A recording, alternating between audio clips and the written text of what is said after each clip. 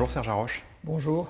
Vous êtes spécialiste de physique atomique et d'optique quantique. Vous êtes professeur au Collège de France où vous nous faites l'amitié de nous recevoir ici aujourd'hui dans la chaire de physique quantique. Vous êtes aussi membre de l'Académie des sciences. Vous êtes lauréat de la médaille d'or du CNRS en 2009. Vous avez reçu le prix Nobel en 2012 en compagnie de l'Américain David Winland. Et puis vous êtes membre du conseil scientifique d'EDF. Le conseil scientifique d'EDF, justement, on va commencer par là. Comment définiriez-vous votre rôle, à vous, à titre individuel, à titre personnel, au sein de ce conseil ? Le conseil est chargé de donner des avis à la direction d'EDF pour savoir dans quelle direction la recherche et le développement doivent se poursuivre. Moi, je suis un spécialiste, je fais de la recherche fondamentale qui est très loin des applications et je me suis d'ailleurs demandé lorsque j'ai été nommé pourquoi on me demandait à moi de faire partie de ce conseil. La réponse est assez simple. Tout le monde sait que la recherche fondamentale est le terreau sur lequel les applications viennent par la suite. Les innovations ne peuvent pas venir s'il n'y a pas en amont une recherche fondamentale fructueuse. Et donc, une des missions de la recherche et du développement de l'EDF, c'est de suivre ce qui se passe au niveau fondamental pour essayer d'en tirer ce qui pourrait être utile pour l'accomplissement des missions de l'organisme. Et donc, je peux donner des conseils au niveau amont. Et je me suis rendu compte que c'était effectivement un travail intéressant et utile. Alors, qu'est-ce que ça vous apporte à vous, justement, d'intervenir dans une entreprise comme EDF, qui œuvre, on va le dire, entre guillemets, dans la vie, alors que votre culture, et c'est le moins qu'on puisse dire, c'est plutôt le fondamental? Effectivement, ça m'a beaucoup servi. Je me suis rendu compte que c'était extrêmement intéressant pour moi de participer à un conseil dans lequel il y a un éventail d'experts dans différents domaines. Je fais partie d'autres conseils scientifiques qui sont beaucoup plus pointus, beaucoup plus axés sur un sujet. Et donc c'est très enrichissant de travailler avec des chimistes, avec des biologistes, également avec des psychologues et des sociologues. C'est ce qui m'a surpris lorsque je suis arrivé dans ce conseil, c'est qu'il y avait des spécialistes de ce qu'on appelle les sciences humaines.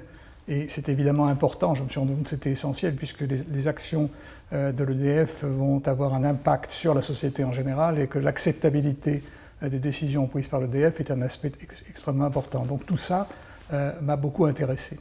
Comment évaluez-vous l'efficacité de l'action de ce conseil ? C'est pas tellement facile à évaluer. De temps en temps, effectivement, au bout de 2 ou 3 ans, on a un rapport qui nous indique dans quelle mesure les préconisations, les avis qu'on a donnés ont été suivis. Mais en général, l'efficacité des conseils que l'on donne ne se sentira que sur le long terme. La recherche et le développement sont des activités à long terme et il est très difficile de savoir si, d'une part, si nos conseils sont suivis, d'autre part, même si les conseils étaient pertinents. Un mot concernant votre vocation de chercheur. La recherche, c'est pas spécialement une spécialité familiale. Non. Alors, comment en êtes-vous venu, vous, à faire ce choix de carrière ? Dès mon enfance, j'étais passionné par le calcul, par les maths, j'étais passionné par l'astronomie aussi, également par la conquête de l'espace. C'était l'époque où la conquête de la Lune se préparait avec la compétition entre l'URSS et les États-Unis. Et je me suis rendu compte d'ailleurs rapidement qu'avec les maths que j'apprenais au lycée, j'étais capable de calculer les trajectoires des planètes, la vitesse de libération nécessaire pour quitter l'attraction terrestre.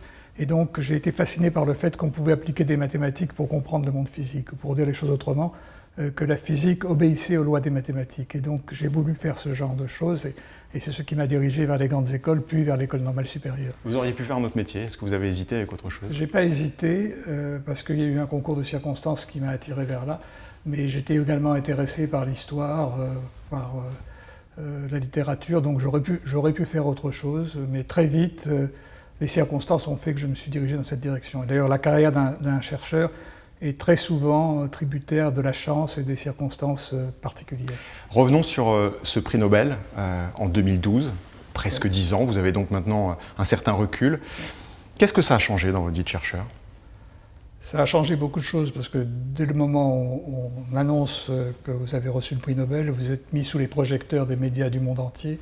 On vous pose des questions, on demande votre avis, parfois sur des sujets qui ne sont pas du tout les sujets sur lesquels vous êtes compétent, mais on se sent en quelque sorte le devoir d'être une espèce d'ambassadeur de la science, un avocat de la science auprès du public, auprès des gouvernants quand ils vous demandent des conseils et auprès de la société en général, pour essayer de faire comprendre aux citoyens quels sont les enjeux de la science, quelles sont les valeurs de la science et pourquoi c'est important de développer et d'aider la science, surtout à l'époque actuelle. Donc, je me suis beaucoup consacré à ça. J'ai été souvent dans des lycées ou dans des institutions, des écoles en France et à l'étranger pour porter cette bonne parole, en quelque sorte. Donc, ça donne beaucoup de devoirs et également beaucoup de plaisir parce qu'on est amené à rencontrer des jeunes, à voir que l'enthousiasme pour la recherche et pour la science en général existe toujours chez les jeunes. Et donc, ça vous maintient jeune également. Le plaisir de la recherche, comment vous le décririez ? Le plaisir de la recherche fondamentale est particulier. On a le sentiment qu'on fait partie d'une grande aventure qui est l'acquisition des connaissances pour elle-même. Pas pour une utilité pratique, mais augmenter les connaissances pour satisfaire la curiosité qui est innée dans l'homme. Donc en ce sens, on peut dire que la recherche fondamentale s'apparente un petit peu à l'art. C'est quelque chose de gratuit, mais c'est quelque chose qui est extrêmement enrichissant. Et en même temps, on a l'impression aussi qu'on est la suite d'une longue histoire, que les recherches qu'on fait aujourd'hui sont les conséquences, le prolongement de ce que nos ancêtres ou les chercheurs du passé ont accompli. Et c'est également une grande satisfaction. Et votre plaisir à vous, il est toujours le même aujourd'hui, comme au premier jour de votre carrière ? Mon intérêt pour la science, oui, certainement, mais maintenant je suis amené à faire des tas d'autres choses que de la recherche pure, en particulier appartenir à des conseils comme celui de l'EDF. C'est intéressant, mais dans un autre domaine. Alors justement, il y a un autre membre du conseil scientifique d'EDF qui a souhaité vous poser une question. Vous le connaissez bien, évidemment, il s'agit de Marc Fontcave, qui dirige également le laboratoire de chimie des processus biologiques au Collège de France. On écoute sa question et vous lui répondez directement. Cher Serge, chaque fois que je rencontre un chef d'entreprise, et ça m'arrive souvent dans le cadre de mes fonctions de président de fondation, j'ai la question de l'ordinateur quantique. Alors, dis-nous ce que c'est exactement et si pour ces chefs d'entreprise c'est un fantasme ou bien c'est une perspective intéressante. Question intéressante en tout cas et d'actualité. L'ordinateur quantique, ce serait un ordinateur, une machine qui fonctionnerait en utilisant, en exploitant directement les lois étranges, contre-intuitives de la physique quantique. Le fait qu'un système quantique peut être à la fois dans plusieurs états, dans une superposition d'états, le fait que ce qui se passe dans une partie de la machine peut avoir un effet sur une autre partie par une espèce de relation étrange qu'on appelle l'intrication quantique. Donc tout cela peut en principe conduire à un système qui calculera de façon beaucoup plus efficace qu'un ordinateur classique. Donc ça c'est la théorie. En principe. Ça c'est la théorie. En fait, on essaye de mettre ça en pratique en construisant des petits modèles d'ordinateurs quantiques et c'est en ça que ça se rapproche de mon travail puisque ma recherche fondamentale consistait à essayer de manipuler des systèmes isolés, des atomes ou des photons pour mettre en évidence cette étrangeté quantique. Mais entre la mettre en évidence sur des tout petits systèmes comme je l'ai fait, ce qui réalise en quelque sorte des expériences de pensée que les fondateurs de la physique quantique avaient imaginées mais qu'ils n'étaient pas capables de faire à l'époque, il faudrait être capable de généraliser ça à des systèmes énormes en maintenant cette cohérence quantique et ces superpositions. Et là, on arrive à un problème de ce qu'on appelle la décohérence, le fait qu'à l'échelle macroscopique, les systèmes quantiques perdent leurs propriétés quantiques très rapidement. Ces propriétés quantiques s'évanouissent. La métaphore qui permet de décrire cela, c'est l'histoire fameuse du chat de Schrödinger, qu'on essaie de suspendre entre la vie et la mort dans une superposition des deux états, et en fait, ces superpositions s'évanouissent extrêmement vite. Alors vous y croyez ? Et donc, il faut essayer de mettre en œuvre des processus pour vaincre la décohérence. C'est extrêmement difficile, et pour l'instant, on en est très loin.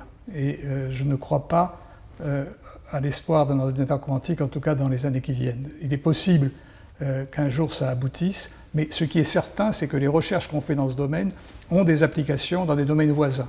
Il y a par exemple ce qu'on appelle la simulation quantique, qui permet de fabriquer un système, disons avec 50 ou 100 atomes que l'on met dans des dispositions particulières, pour essayer d'émuler, d'imiter ce qui se passe dans la matière réelle.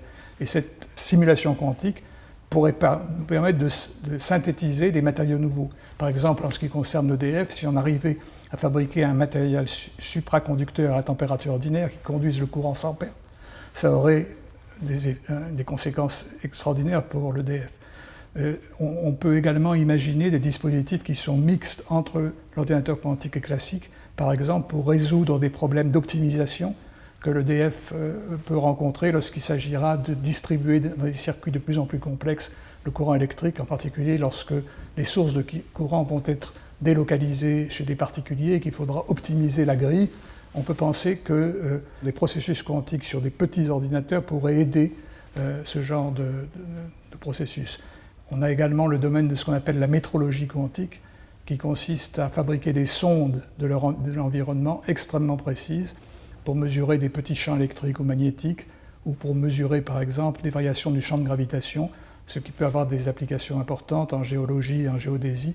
Et également, ça peut intéresser l'EDF, puisque l'endroit où les centrales sont construites sont des endroits où il faut être capable de connaître le sous-sol avec précision. Donc je donne un certain nombre d'exemples qui sont peut-être loin de ce qu'on va observer, mais ce que je voudrais dire, c'est qu'en tout état de cause, les applications sont souvent surprenantes par rapport à la recherche fondamentale. Il est clair que personne n'avait prévu, les personnes qui ont inventé le laser n'avaient pas prévu les applications du laser. La personne qui a inventé la résonance magnétique nucléaire en 1945 n'avait pas prévu que ça donnerait l'IRM.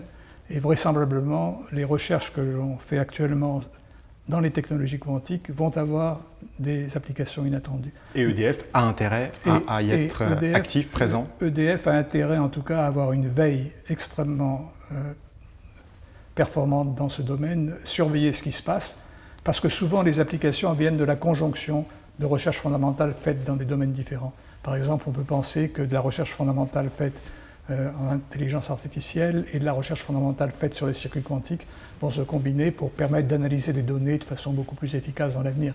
Mais là, j'invente et j'imagine, il est très difficile de faire des prévisions, surtout sur le futur.